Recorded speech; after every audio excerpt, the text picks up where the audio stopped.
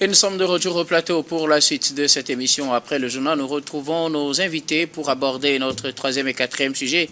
Troisième sujet, nous parlons de la République démocratique du Congo. Kinshasa accuse le M23 de massacre à Goma. Les autorités congolaises accusent les rebelles du M23 qui contrôlent l'est du pays d'avoir massacré plusieurs personnes, notamment des civils. Les rebelles du M23 sont accusés d'avoir massacré et tué 107 personnes et enlevé plus de 4000 lors des opérations de bouclage menées à Goma sur la période allant du 10 au 13 mai, selon les autorités congolaises. Et les rebelles les auraient confondus soit aux milices Ouazalendo, soit aux forces armées de la République démocratique du Congo, ou encore soit aux rebelles FDLR, qui aussi constituent un groupe rebelle qui opère dans l'est de la République démocratique du Congo. Donc plus de 4100 personnes auraient été victimes de ces massacres dans l'est de la République démocratique du Congo. Une nouvelle accusation qui intervient au moment où les deux parties devraient normalement convenir d'un cessez-le-feu sous la médiation au Qatar et aussi entre la RDC et le Rwanda sous la médiation des États-Unis et aussi du Togo. Nous en parlons avec nos invités. Je commence par vous, Michel Tchadja. La République démocratique du Congo avec un nouvel épisode dans les tensions entre le gouvernement de Kinshasa et les rebelles du M23 qui contrôlent l'est du pays, surtout à Goma, où ils sont accusés de commettre des massacres, plus de 107 personnes tuées et 4000 enlevées. Oui, en tout cas, c'est ce que les autorités congolaises ont laissé entendre. Il y aurait 107 tués, 4000 personnes qui ont été emportées et conduites vers une destination inconnue. Et comme tu l'as dit, il semble que ces personnes ont été confondues avec les soldats congolais ou les FDR, la rébellion, ou avec les Walanzando, ou bien comme vous les appelez. Donc, c'est pour dire que cette partie du Congo vraiment est en souffrance. Et dans ces conditions-là, c'est difficile de savoir qui dit vrai.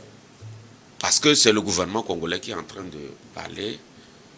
Et nous allons voir du côté de la rébellion M23, on va voir qu'est-ce que eux autres vont nous servir.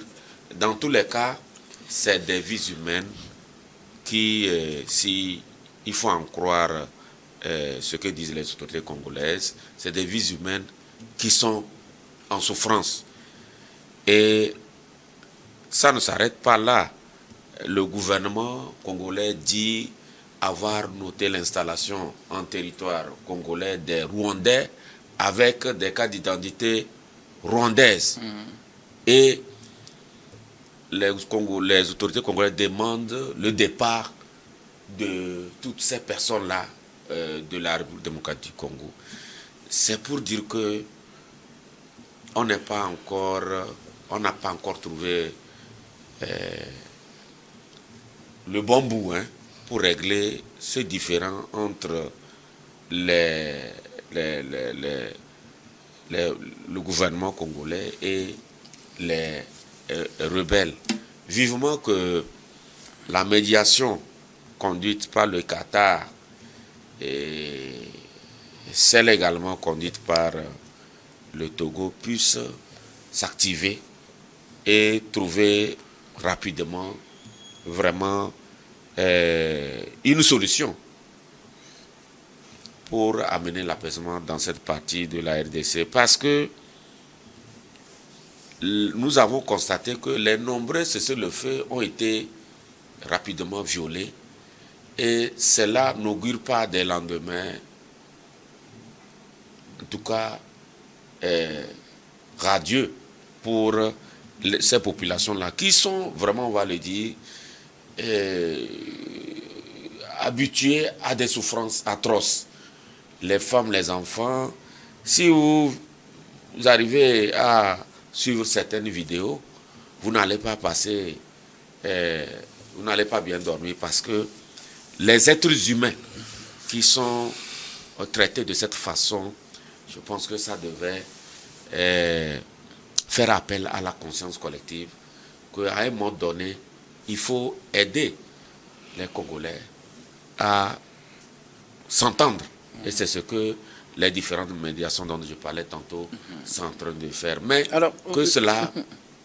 N'est-on pas en train de payer pour cette faiblesse ou bien cette absence de l'État dans l'est de la République démocratique du Congo? La même population, quand les rebelles ont pris en contrôle de ces zones, avaient manifesté leur soutien. Certains analystes sur ce plateau ont dit que c'était sur contrainte qu'ils sont allés manifester.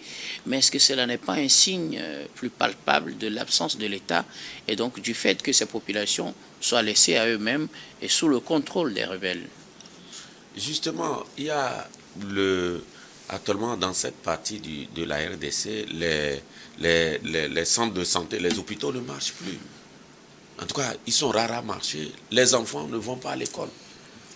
Parce que l'État s'est retiré pour laisser la place aux rebelles qui, ma foi, ne sont pas préparés suffisamment pour déployer les services sociaux adéquats. Ce qui fait que les populations actuellement sont laissées à elles-mêmes. Vous savez qu'il n'y a pas de cela quelques jours où les responsables de M23 disaient avoir mené des actions pour désarmer certains groupes armés, des gens qui détenaient les armes. Ça veut dire quelque part que cette zone connaît l'insécurité actuellement.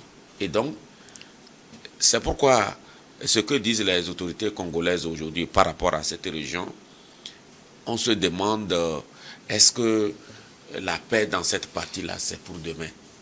Est-ce que c'est pour demain? En tout cas, on espère. En tout cas, nous l'espérons. C'est pourquoi nous comptons sur la médiation du Togo et du Qatar. En principe, il y a une rencontre qui devait avoir lieu au Togo, mais la date n'est pas encore connue.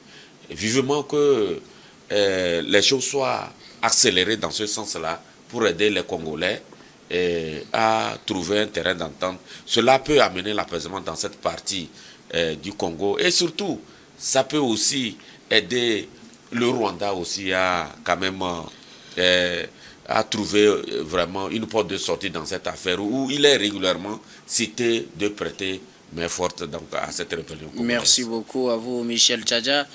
Alors, Samir Orosama, les rebelles du M23 sont accusés d'être à la base d'un enlèvement d'environ 4000 personnes confondues à des rebelles ou FARDC ou encore milice Ouazalendo, ou encore d'avoir tué 107 personnes lors d'une opération de bouclage sur la période du 10 au 13 mai, et c'est Kinshasa qui porte ces accusations. Ben moi, je voudrais faire une analyse assez profonde. Vous vous rappelez que l'ancien président Joseph Kabila a fait 18 ans au pouvoir entre 2001 et 2019. Et vous savez qu'au cours de cette période-là, puisque pour ceux qui nous suivent, le M23, c'est en fait les dissidents de l'armée congolaise. C'est ceux qui ont déserté l'armée congolaise, qui ont formé donc le groupe rebelle M23. Donc à l'époque, entre 2012 et 2013, vous avez ce groupe-là qui s'est réveillé, a voulu s'incruster sur le territoire congolais. Ils ont vite été repoussés véritablement et depuis lors, on n'entendait plus parler d'eux. Ça veut dire qu'à l'époque, il y avait une réponse efficace et proportionnelle qui a été apportée pour contrer l'avancée donc de ce groupe rebelle M23.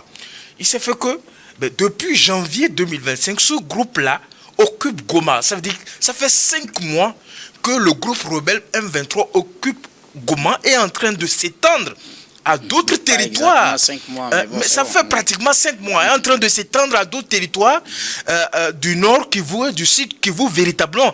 Ça veut dire qu'à l'heure actuelle où nous sommes en train de parler, l'État congolais n'a aucun contrôle, ni de près, ni de loin, sur le territoire de Goma et toutes les localités environnantes, oui, au niveau donc du nord Kivu et du sud Kivu. Et du Massissi aussi. Au lieu de réfléchir à des mesures adéquates, de changer le rapport de force et de suivre aussi les discussions qui sont en train de faire, mais ils n'ont pas trouvé mieux à faire que de sortir un communiqué. Et dans ce communiqué, attendez, monsieur Guillaume, est-ce que les négociations ont empêché le groupe M23 d'étendre son hégémonie sur cette partie donc de la République démocratique du Congo? Ils sont en train de renforcer le rapport de force. Aujourd'hui, le rapport de force se trouve du côté du groupe rebelle M23 AFC, soutenu par le Rwanda, soutenu activement par le Rwanda, avec la présence militaire du Rwanda sur le territoire congolais. Et dans beaucoup de rapports, parce que ce qu'ils nous apprennent là, ce n'est pas nouveau. Dans beaucoup de rapports des organisations onusiennes, des organisations de défense des droits humains, on nous a toujours dit ça, que cette partie-là, elle est marquée par des violences répétées, par une insécurité persistante, par une détérioration des conditions humanitaires. Mais qu'est-ce qu'ils nous apprennent de nouveau? On sait qu'il y a des... comment je vais dire ça?